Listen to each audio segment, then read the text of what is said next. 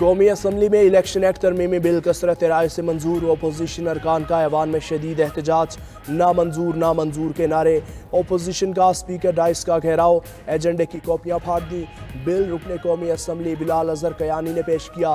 بل کے متن کے مطابق جس جماعت کی کوئی سیٹ نہیں وہ مخصوص نشستیں نہیں لے سکتی، مخصوص نشستوں پر ہر جماعت کو مقررہ وقت پر لسٹ جمع کروانا ہوگی۔ اگر کوئی شخص پارٹی ٹکٹ جمع نہیں کرواتا تو وہ آزاد تصور ہوگا۔ علی محمد خان کی الیکشن ایکٹ میں ترمیم کثرت رائے سے منظور۔ وزیر قانون اعظم نذیر طارڑ نے کہا، قانون سازی آئین کی روح کے عین مطابق ہے۔ پی ٹی آئی کا الیکشن ایکٹ ترمیمی بل کے خلاف عدالت جانے کا اعلان۔ Chairman P T I barrister Gohar نے ایوان میں اظہار خیال کرتے ہوئے کہا، یہ بل قانون اور آئین کے خلاف ہے۔ پارلیمان سپریم ضرور ہے، آئین کی تشریح کا اختیار سپریم کورٹ کو ہے۔ عوام کے حق پر ڈاکہ ڈالنے والوں کا انجام حسینہ واجد جیسا ہوتا ہے۔ علی محمد خان بولے، الیکشن ایکٹ کے ذریعے عدلیہ پر حملہ کیا گیا، سپریم کورٹ نے ہمارے حق میں فیصلہ دیا، آپ اسے تبدیل کرنا چاہتے ہیں۔ الیکشن ایکٹ ترمیمی بل سیاسی مقاصد کے لیے لایا گیا، آپ کس طرح ہم سے ہمارا حق چھین سکتے ہیں؟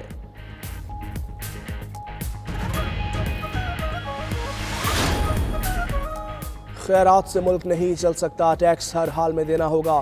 وفاقی وزیر خزانہ محمد اورنگزیب کا اسلام آباد میں تقریب سے خطاب، بولے رواں ماہ کے اختتام تک I M F executive board سے اسٹاف لیول معاہدے کی منظوری ہو جائے گی۔ معاہدے کی منظوری کے بعد کلائمیٹ فائنانسنگ پر سینٹ کی قائمہ کمیٹی پاور ڈویژن کا اجلاس۔ ممبر کمیٹی شبلی فراز نے کہا، ہم دیکھنا چاہتے ہیں کہ آئی پی پیز نے کتنا فراڈ کیا ہے۔ وزیر توانائی اویس لغاری نے کہا، آئی پی پیز سے متعلق معلومات کب تک ہوں گی، کل بتا دیں گے۔ تمام جماعتیں اقتدار میں رہ چکی، توانائی وزراء کے پاس آئی پی پیز کے کانٹریکٹ کا ڈیٹا ہوگا۔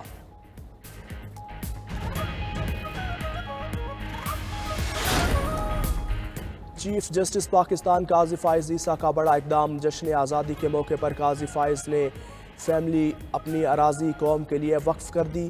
31,680 مربع فٹ زمین حکومت کو دے دی۔ زیارت کوئٹہ میں قائد اعظم ریزیڈنسی سے منسلک اراضی انوائرمنٹل سینٹر کے لیے دی گئی۔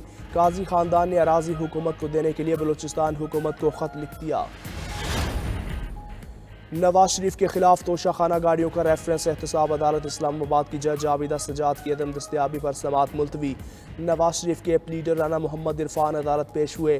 عدالتی عملے کے مطابق احتساب عدالت 3 کی جج عابدہ سجاد نے ابھی تک چارج نہیں سنبھالا۔ نواز شریف کی بریت کی درخواست پر سماعت مرکزی ریفرنس کی سماعت کے ساتھ 10 ستمبر کو ہوگی۔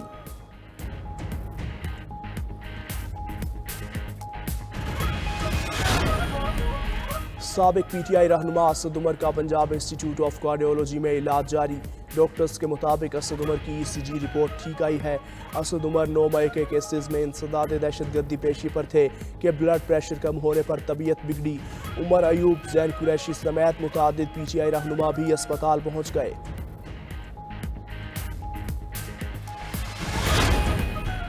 وزیر داخلہ محسن نقوی سے چینی قونصل جنرل یاؤ شیرین کی سربراہی میں چینی بزنس کمیونٹی کی وفد کی ملاقات۔ چینی شہریوں اور منصوبوں پر کام کرنے والے عملے کے حفاظت کے اقدامات پر تفصیلی تبادلہ خیال۔ چینی وفد نے سیکیورٹی پلان کے حوالے سے تجاویز دیں۔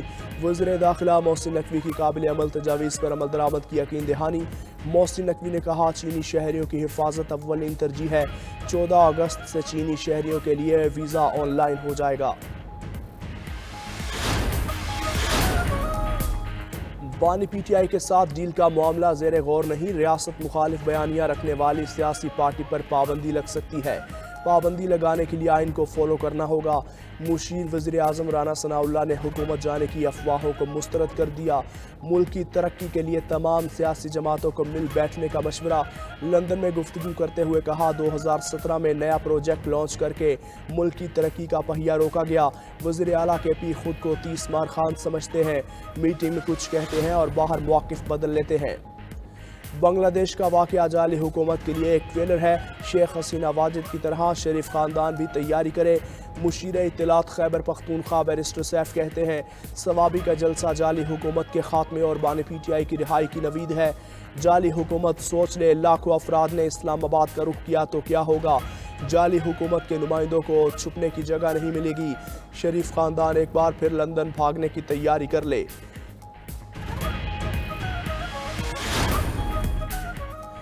जमात इस्लामी का रावलपिंडी में धरना 12वें रोज जारी। अमीर जमात इस्लामी का 8 अगस्त को मरी रोड पर मार्च करने का ऐलान। हाफिज नईमुर रहमान कहते हैं कुछ रोज से हुकूमती कमेटी हमसे राब्ते नहीं कर रही और वो गुमशुदा है। हुकूमत को जमहूरी रवैया का इख्तियार करना होगा। इशराफिया और हुकूमत अपनी मराद कम करें। 1300 सीसी गाड़ियाँ इस्तेमाल करें तो सब कुछ हो सकता है। तनख्वाहदार तबके पर लगाया गया स्लेब खत्म किया जाए।